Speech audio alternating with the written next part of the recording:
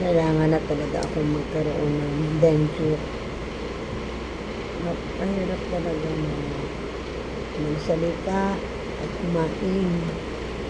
Lalo mahirap yung lalo na pag matigas yung kakainin ko.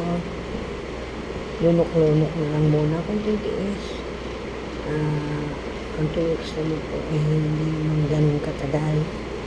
Buti na po at may kapatid ako na nakapagbigay sa akin ng discount. Kasi mahal na po ngayon na magpa-postation. So, totoo lang. Salamat po ako sa Panginoon Diyos at hanggang ngayon kahit magkanta may edad ako ay trabaho pa rin ako. Salamat po sa mga nakakasama ko na patuloy ko na umuunawa despite at ako na medyo siyempre nagkakaedad na mo baka ako medyo iba na kasi ang mga nakakasama ko kasi medyo may kabataan ay ako may edad sa kanila kaya medyo kailangan ko na hinay-hinay ang aking pagsalita sa kanila tapos maramdamin din ako kaya nga sabi ko lagi sa kanila pagpasensyahan nyo na si Lola nga hindi ko ma-imagine na ganito ang mangyayari. Kaya kayo may mga ngipin pa alagaan yung mga ngipin nyo. Experience is the best teacher talaga. Ang hirap. Hindi ako makakain sa totoo lang. Pero kailangan kumain para mabuhay. Yan si Chang. Laban for a good fight. Kahit nahihirapan, nasasaktan o anuman, laban pa rin for a good fight.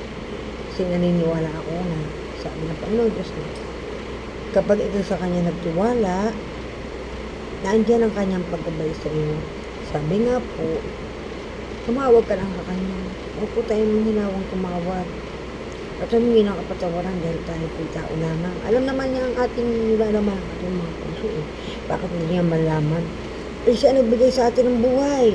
Siya nagbigay sa atin ng pagkakataon na mabuhay dito sa mundo. Isipin mo, akala ko, hindi na ako abutin ng 50. Kasi nung nagdaan ng panahon, ay ako may sakit at lagi ako nasa ospital. Alam ko na nagastos sa pagkakas ko. Lalo na ang mga kapatid ko at ang parents ko sa akin.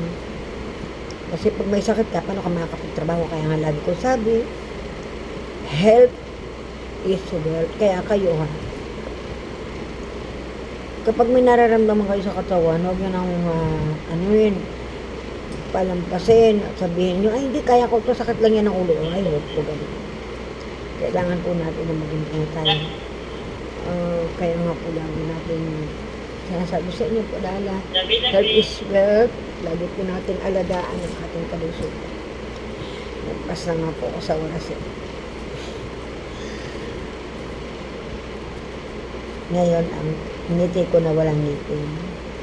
Sa susunod na linggo, may ngipin na to.